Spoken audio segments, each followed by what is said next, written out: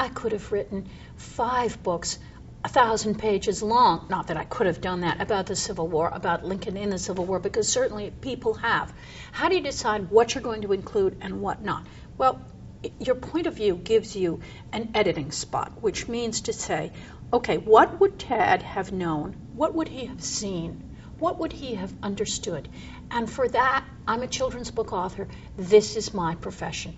I know what kids at various ages comprehend and what interests them. Because children always see the world small. They're not worried about the campaign at Vicksburg and what implication that might have for General Grant's career. They're not interested in whether General Hooker was a dead drunk and had to be replaced. They're not interested in their mother going to New York and shopping and being a shopaholic and all this other stuff that was going on. They don't. They're interested in the fact that out here in D.C., just about an hour's ride by horse from the White House, the Lincolns would escape the summer heat, and what was everyone was sure about was what they called the miasmas, which were what a child would think would come blowing in the window, swamp fever, probably malaria, because there were a lot of mosquitoes and because the sanitation was very bad. So the Lincolns would, like all privileged Washingtonians, go out of the city, and they went to the soldiers' home where there was what was called a cottage. And the Lincolns would go out there, and gradually his mother healed there emotionally. And he had a pony there. And he would play with endlessly what were called the Bucktails, which was a regiment of soldiers out there, both wounded and active duty.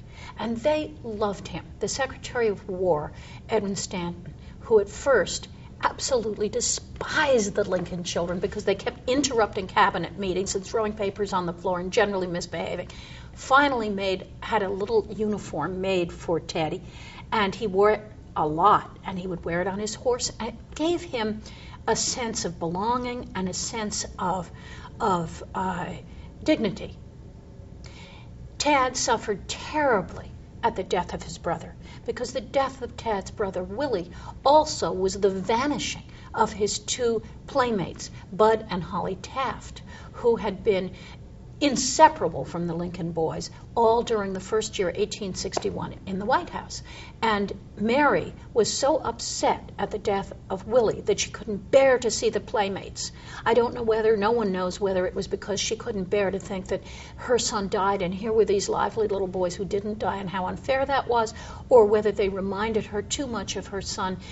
She never went into the green room again where Willie was laid in state for one of those tremendous Victorian to-do funerals. But at any rate, all his playmates were gone. They were never invited to the White House again. They disappear off the face of the earth. And Tad is virtually alone except for the soldiers. And so that's my point of view. This is a roundabout answer to that question, but that's the point of view. And then you have to realize that you have a book of a certain length, and it must be illustrated, as the wonderful Irish artist P.J. Lynch has done in this book. And I was so happy to have P.J.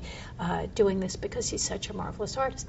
At any rate, you learn to structure it because that's my job. My job is to know how to do books. My job is to know how to lay them out, how to think about them, how to start them, and how to say, what do I want to do in this book? How long should it be?